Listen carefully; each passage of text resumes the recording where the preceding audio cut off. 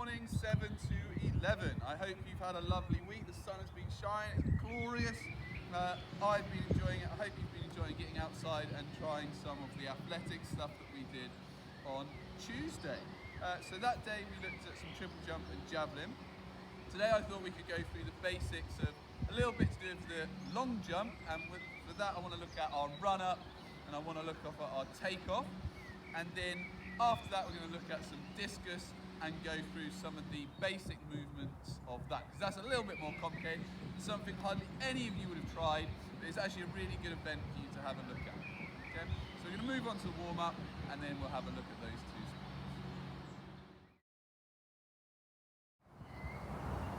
On to the warm up. So today's slightly different. Long jump and discus actually warm up a few different body components that we would normally. So long jump, we are still looking at our quadriceps.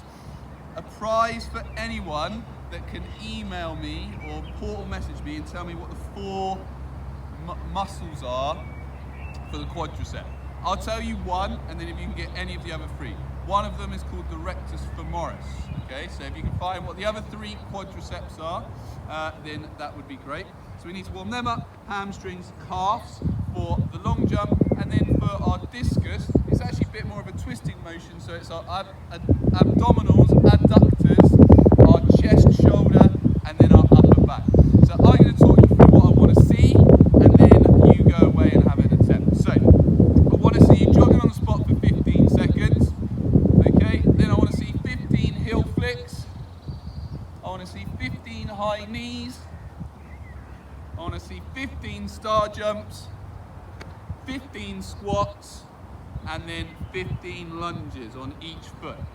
Now it is quite warm at the minute, so that should get your blood pumping and get your body moving. The reason we do that sort of warm up is to raise our body temperature, get the muscles working, get our oxygen breathing rate going up and our heart rate going up. Once you've completed those, you should be getting a little bit more blood going around your body. Once you've done that, I want to see 15 press-ups and then some explosive jumps, because we're going to start looking at some explosive power now. So when I mean those 15 press-ups, this is what I want to see, a slightly different press-up. So we're going to get into the press-up position, press, and then we're going to explode off it to a standing position. So 15 explosive press-ups, then I want to see 15 power jumps. So from here, we're going to jump up and touch our knees and hands up here. That gives us our bit of explosive power. So we should have then done a bit more specific. Then get a football, a netball, any type of ball against the wall. I don't want to see us passing, because discus is a twist. I want us to start working on our abdominals. So we're just going to throw it against the wall like we would if it was a sort of like a rugby pass this time. Once you've done 10 of these on each arm, I then want you to start doing it like a football throw, sideways, looking to warm up that arm and body. Once we've done that, that's all our warm up done. Should be then ready to get into the long jump and discus. On to the long jump. The first thing I want to get us to look at is our takeoff from the board, because it's actually one of the most important elements, because most long jump competitions are decided by between 1 to 5 centimeters. And if you think about it, when we hit this board and make our jump, we want to be as close to that as possible. Some of us can be jumping, 15 centimeters back, which could easily cost us the competition. So if by now you should know what your dominant foot is or what foot you prefer to jump off of. If you don't, the best way to work out which is your strongest is to do a standing broad jump, go onto one foot, explode and jump off. Do it on both feet, do it a couple of times each, measure and see which foot you can jump the furthest. Once you've worked that out, that's your most dominant foot. So if you haven't done that yet, very simply, stand on a line, one foot, explode, see how far you can jump, do it on both feet, that'll tell you which is your most dominant foot. But back to here and back to this attacking the board at the right speed. So we need to be at full speed when we hit that board. But before we get to that, I want us to have a little practice at walking back a few paces, hitting the board exactly where we want and jumping. So we're going to start by taking 5 paces back. 1, 2, 3, 4, 5. Doing this 3-4 times, sprinting to that line and seeing how close we can get to that board and taking off. So from here, I'm going to look and trying to place my foot bang on that line so I can explode off. Once I've done a few at 5 paces, I'm going to go back to 10, do another few, back to 15. Because the further away we get, the harder it is to get closer to the board because our strides change.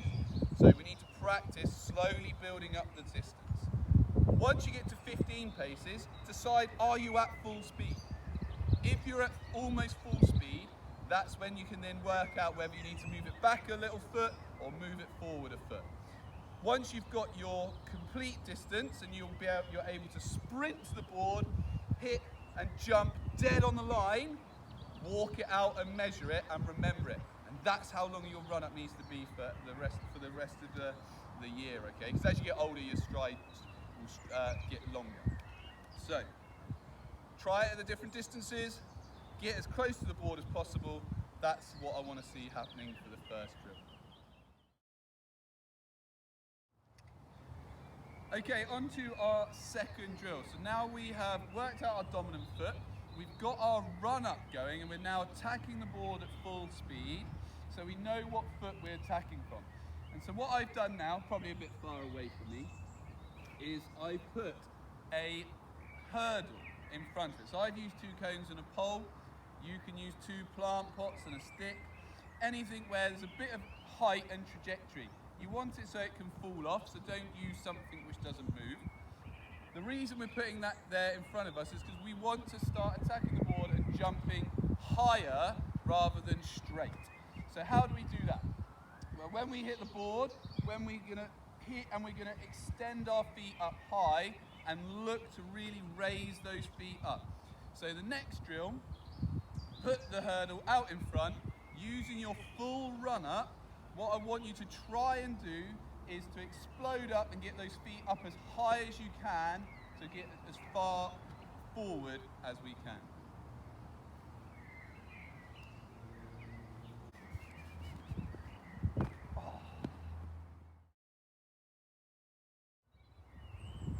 On to the last drill and last coaching point. What we need to do, so we've now got our run up, we're hitting the board dead on the line.